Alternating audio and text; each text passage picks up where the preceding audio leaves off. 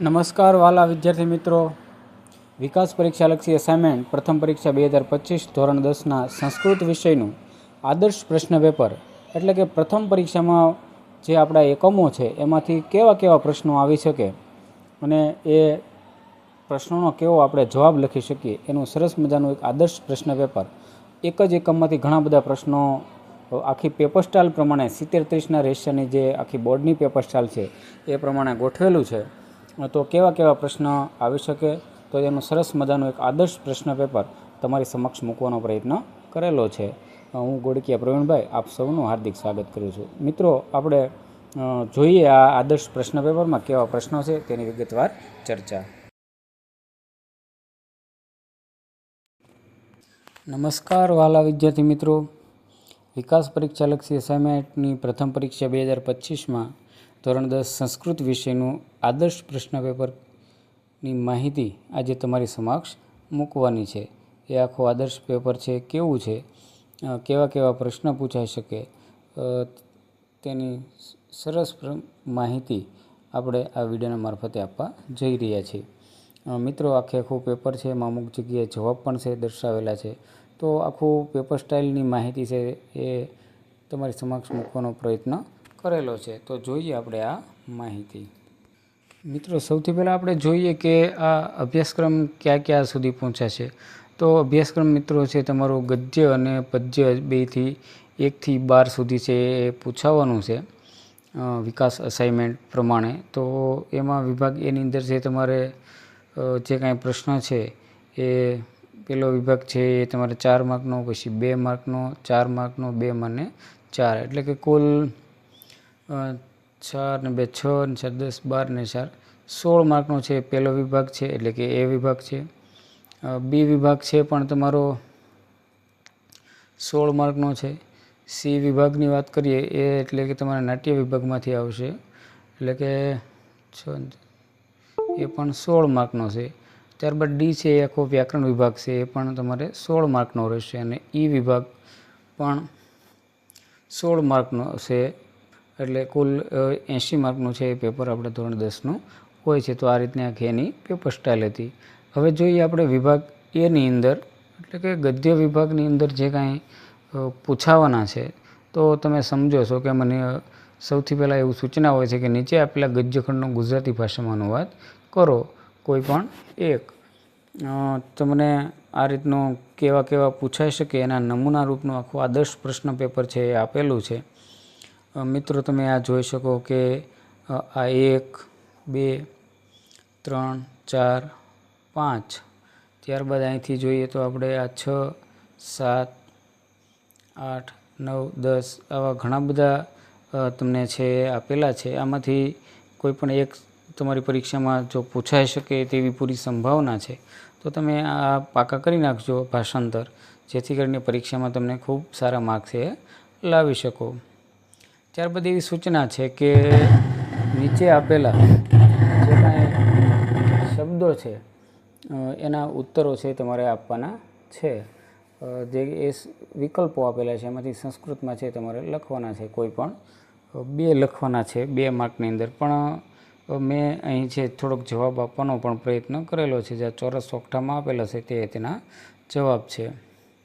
મિત્રો, આપણી પરીક્ષાની દૃષ્ટિએ ખૂબ મહત્ત્વની આ જે આખા વિકલ્પો છે તે અહીં દર્શાવેલા છે. તમે જોઈ શકો. અહીં નીચે ઉત્તર કરીને એવો મુદ્દો પણ છે આપેલો, જે તેના ઉત્તર તમે સારી રીતે સમજી શકો.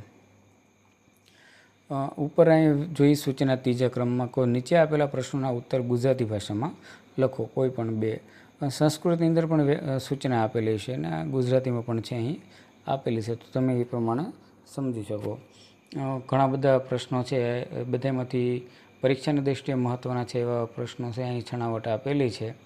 અહીં 12 જેટલા પ્રશ્નો છે મિત્રો મૂકેલા છે, જે તમે જોવો છો. તો એનો જવાબ છે એ તમે તમારા પાઠ્યપુસ્તકની અંદરથી છે ગોતી અને પાકા કરી રાખજો, જેથી પરીક્ષામાં તમને સરળતા રહે. ચોથા ક્રમની એવી સૂચના છે કે નીચે આપેલા વિષય પર ટૂંક નોંધ લખો, એટલે કે જે કાંઈ કોઈ પણ એક લખવાની છે 2 માર્કની અંદર. મેં તમને 8 પ્રકારની ટૂંક નોંધ આપી છે. ભોજ વ્યાકરણ, હેમચંદ્રાચાર્ય, પિતામહ બ્રહ્મા, દુર્વાસા મુનિ, આ બધી એક એકથી ચડિયાતીની પરીક્ષામાં ખૂબ મહત્ત્વની બધી જ બાબતો છે મિત્રો. તો તમે એ એકાદ ટૂંકનોંધ પૂછાશે, તમે એ વાંચી શકો અને ખૂબ સારી રીતે એના જવાબ લખી શકો. પાંચમી સૂચના એવી છે કે નીચે આપેલા ગદ્યખંડ વાંચીને પ્રશ્નોના ઉત્તર સંસ્કૃત ભાષામાં લખો. આ આખો એક પેરેગ્રાફ આપેલો છે મિત્રો, અને પેરેગ્રાફ નીચે આ 4 પ્રશ્નો આપેલા છે. તમે જે આ પ્રશ્ન જોવો છો તેનો જવાબ તમારે આ પેરેગ્રાફમાંથી ગોતીને લખવાનો છે. એ ખૂબ સરસ છે, અને એનો ઉત્તર પણ છે. જો તમને ન મળે તો અહીં ઉત્તર કરીને આખો મુદ્દો આપેલો છે. 4 પ્રશ્નોના ઉત્તરો પણ આપેલા છે, જે આ તમે જોવો છો તે. ત્યારબાદ બીજો પેરેગ્રાફ છે આ રીતનો, એની નીચે આ પ્રશ્નો છે 4, એના જવાબ પણ અહીં છે દર્શાવેલા છે. ત્યારબાદ ત્રીજો પેરેગ્રાફ છે આ રીતે, પૂરા અસ્મિન જલાશય જગત, અને એના પ્રશ્નો આ રીતના 4 છે. એનો જવાબ છે મિત્રો અહીં આપેલો છે, તમે આ જોઈ શકો છો. ત્યારબાદ ચોથો પેરેગ્રાફ, એની નીચેના પ્રશ્નો અને એની નીચેનો જવાબ પણ અહીં દર્શાવેલો છે. પાંચમો પેરેગ્રાફ છે, એના 5-4 પ્રશ્નો છે, એનો જવાબ અહીં આપેલો છે. તો આ આખું પેપર પરીક્ષામાં તમને ખૂબ સારા ગુણ અપાવી શકે છે. એટલે આ બધું જ છે એક વખત પાકું કરી લેજો, જેથી કરીને તમે પરીક્ષામાં ખૂબ સરળતાથી અને સારા માર્ક્સ લાવી શકો. તો મિત્રો આ રીતે 16 માર્કનો એ વિભાગ હતો. ત્યારબાદ બી વિભાગ છે, પદ્ય વિભાગની અંદર આવે છે. એની અંદર પણ પહેલાં જેવી સૂચના છે કે નીચે આપેલા પદ્યખંડનો ગુજરાતી ભાષામાં અનુવાદ કરો, કોઈ પણ એક. એટલે કે આ 1 2 3 4 5 6 7 8, એટલે આ રીતના 7 પ્રકારના પદ્યો છે તમારી સમક્ષ આપેલા છે. તમારે મિત્રો એનું ગુજરાતી ભાષામાં અનુવાદ કરવાનું છે.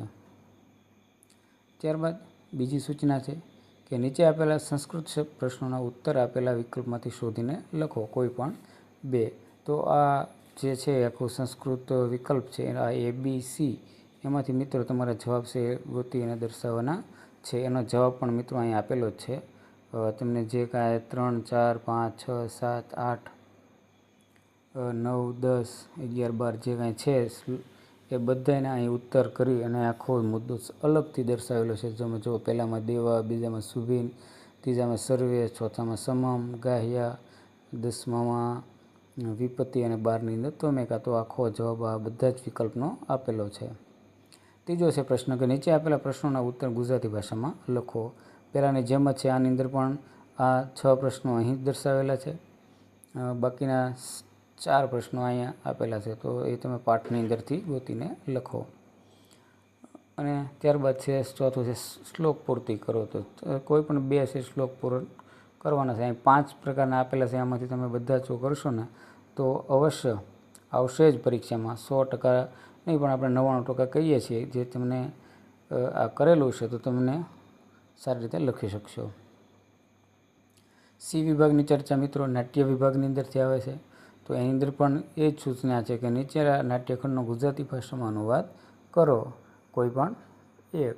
પહેલાં ગદ્ય વિભાગ, પછી પદ્ય વિભાગ અને નાટ્ય વિભાગ. તો આપણને ખબર છે આપણા પાઠ અભ્યાસક્રમમાં કયા કયા નાટકો છે, તો એમાંથી આ આખો પેરેગ્રાફ આપેલો હશે, અને એ પેરેગ્રાફ છે તમારે એનું ગુજરાતી ભાષાંતર છે એ કરવાનું છે.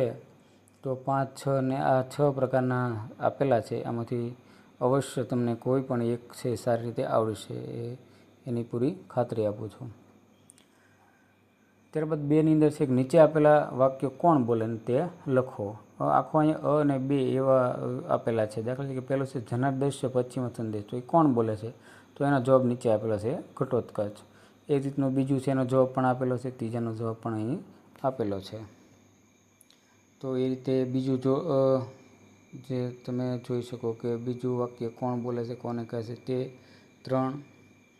2નો ઉત્તર પણ અહીં આપેલો છે. 3નો ઉત્તર પણ દર્શાવેલો છે મિત્રો. 4નો ઉત્તર પણ અહીં આપેલો છે, જે તમને ઘણું ખરું સોલ્યુશન સાથેનું આખું આદર્શ પ્રશ્ન પેપર છે. 5ની અંદર પણ છે. ત્યારબાદ સૂચના છે કે નીચે આપેલા પ્રશ્નોના ઉત્તર ગુજરાતી ભાષામાં લખો, કોઈ પણ 2. તો આ 1 2 ને 3 પ્રશ્નો, ત્યારબાદ છે 4 અને 5 પ્રશ્નો આપેલા છે જે નાટ્ય વિભાગમાંથી આવશે, તે તમે ગોતીને લખી નાખજો અને પાકા કરી નાખજો.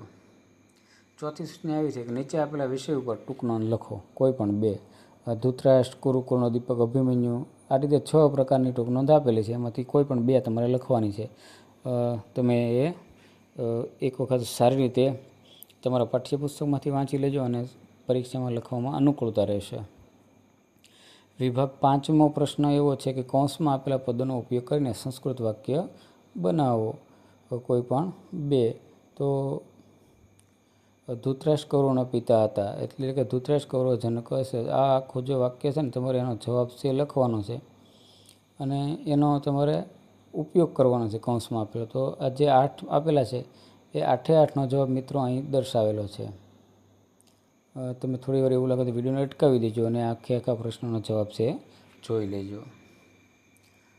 વિભાગ ડીની ચર્ચા કરીએ આપણે, તો એની અંદર છે કે નીચે આપેલા પ્રશ્નોના સૂચના સ્વરૂપ ઉત્તર લખો. એટલે કે આ બધો આખો વ્યાકરણ વિભાગ છે. એમાં પહેલાં સમાનાર્થી શબ્દ છે, અહીં 12 પ્રકારના આપેલા છે, તમે વાંચી લેજો એક વખત. અને આ સિવાય સ્વાધ્યાયમાં પણ ઘણા બધા આપેલા છે. સંસ્કૃત શબ્દના વિરુદ્ધાર્થી શબ્દમાં, એટલે આ વિરોધી શબ્દ છે એ પણ 12 આપેલા છે. ત્યારબાદ છે વર્તમાનકાલે સ્વરૂપ. વર્તમાનકાળના રૂપ છે આપવાના છે, અન્ય પુરુષ બહુવચન, તો એ જે કાંઈ છે એ. ત્યારબાદ એ 12 પ્રકારના એ પણ છે ને ઉદાહરણ. ચોથું છે સામાન્ય ભવિષ્યકાળ રૂપો, એટલે કે ભવિષ્યકાળના 10 પ્રકારના ઉદાહરણો છે. 5મું છે કે આજ્ઞાર્થ રૂપમ, આજ્ઞાર્થ વાક્ય બનાવો, તો એના જે આખા 10 પ્રશ્નો નમૂના રૂપે તમારી સમક્ષ આપેલા છે. વિદ્યાર્થ રૂપ એ જે એના પણ 10 વાક્યો છે એ આપેલા છે. મિત્રો આ બધા વ્યાકરણના છે જે નમૂના રૂપે આપેલા છે, પણ પરીક્ષામાં 99% સુધી એમાંથી પૂછાશે એવી પૂરી સંભાવના છે. એટલે આ તો વાંચવાના છે, પરંતુ આની સિવાય પણ વાંચવાના છે. અને આ પૂરેપૂરા વાંચી નાખવાના છે, પરફેક્ટ પાકા કરવાના છે. અને એની સિવાય પણ તમારે વાંચવાનું તો છે જ. 7મું છે કે અહીં માત્ર સાચો ઉત્તર જ મૂકેલ છે, જ્યારે પ્રશ્નપત્રમાં બીજા 2 ખોટા, એમ કુલ 3 વિકલ્પો આપવાના રહેશે. અહીં જે છે એ દાખલા તરીકે સ્મઃ પ્રયોગયુક્તમ શુદ્ધમ વાક્ય, એટલે કે વાક્ય છે એ શુદ્ધ બનાવવાનું છે. આ રીતે આખા પ્રશ્નો આપેલા છે, એનો જવાબ છે તમને અહીંયા આપેલો છે. કઈ રીતનું છે, દાખલા કે સહ અચિંત્યત, તો છ ચિંત્યતિ સ્મ, એનો જવાબ છે. ત્યારબાદ 8મું છે વિભક્તિ રૂપ, એટલે કે વિભક્તિના રૂપના 11 પ્રશ્નો આપેલા છે. 11 પ્રશ્નો જે તમે છે એ સાચો જવાબ છે પસંદ કરી શકો. 12મું છે સ્ત્રીલિંગ શબ્દ. અહીં જે 8 પ્રકારના આવેલા છે એમાં સ્ત્રીલિંગ શબ્દ છે એ દર્શાવવાનો છે. તો આશા તો એ દ્વિતીય એકવચન, ક્ષમા દ્વિતીય એકવચન, કાલેન, એ તો આખો રીતનો એનો જવાબ છે. 9મું છે ઉપપદ વિભક્તિ રિક્ત સ્થાન, એટલે કે ખાલી જગ્યામાં તમારે વિભક્તિ છે આપવાની છે. આ 3 પ્રકારની આપેલી છે, એનો જવાબ પણ મિત્રો અહીંયા આપેલો છે. આ બીજું, ત્રીજું, 4, 5, 6, 7, 8, 9, આ રીતે 11 ઉદાહરણો છે એ 11 ઉદાહરણોના જવાબ અહીં આપેલા છે. ત્યારબાદ 10મો પ્રશ્ન છે કે સંખ્યા પદમ રિક્ત સ્થાન, એટલે કે ખાલી જગ્યામાં એકમાં સંખ્યાવાચક શબ્દ છે ઉમેરવાનો છે. આ 8 ખાલી જગ્યાઓ છે. 8 જવાબ મિત્રો અહીં તમે જોઈ શકો કે આપેલો છે, જે ખરેખર ખૂબ મહત્ત્વનો છે. 8 જવાબ પણ અહીં છે.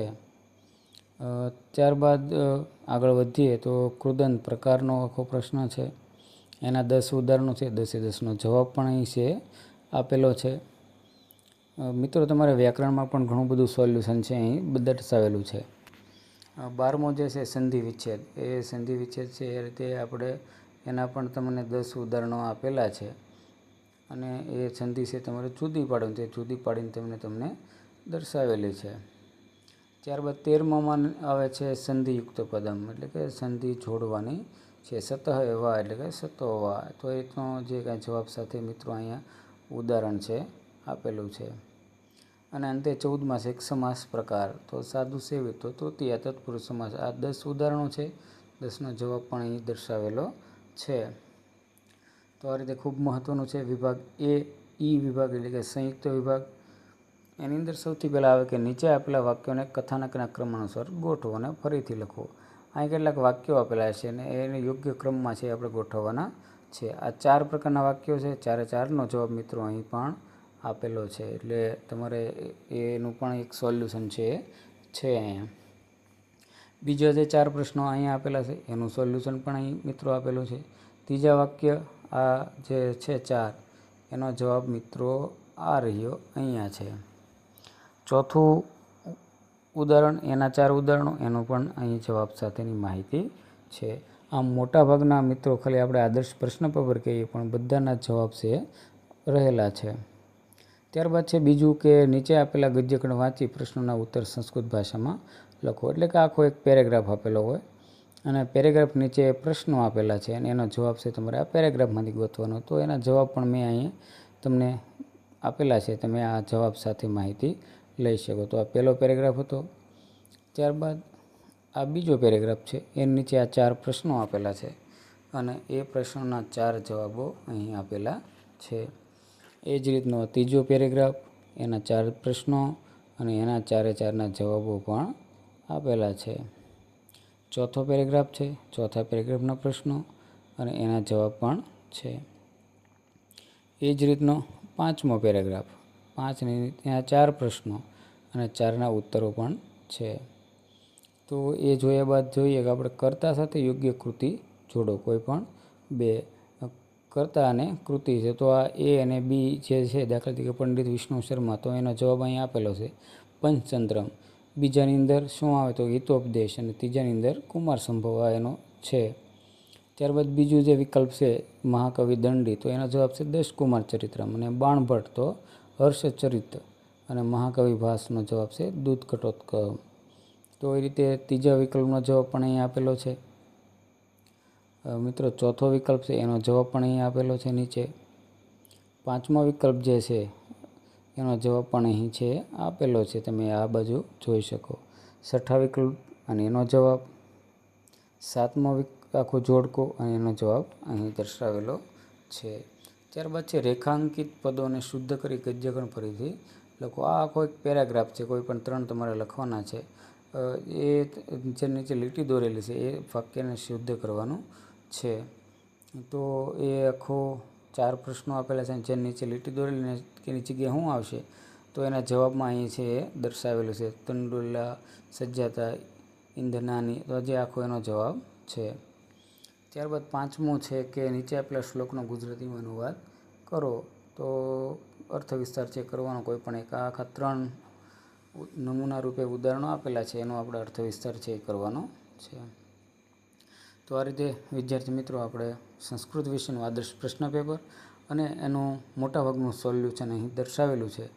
તો આ રીતે આખું જ પેપર છે આપણે જોયું, એના સોલ્યુશનની માહિતી મેં પ્રાપ્ત કરી.